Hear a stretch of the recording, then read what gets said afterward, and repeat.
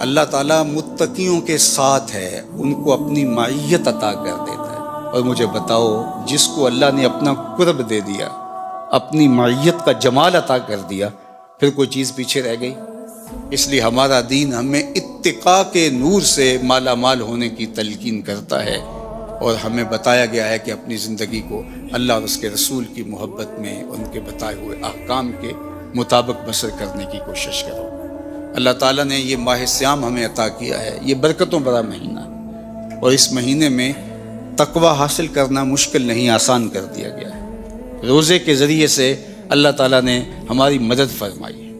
ماہ سیام کی اپنی برکتیں اور اعمال کے ثواب کو 70 گنا کر دیا گیا ہے۔ شیاطین کو جکڑ کر کے ہمارے لیے نیکی کرنے کے راستے اور آسان فرما دیے گئے، اور اس سے بڑا بدبخت کوئی نہیں جو ایسے مبارک لمحوں کو بھی ضائع کر دے اور برباد کر بیٹھے۔ اس لیے مجھے اور آپ کو اس مہینے کو بھرپور انداز سے بسر کرنا ہوگا، دن کے اجالوں میں اور رات کی تنہائیوں میں۔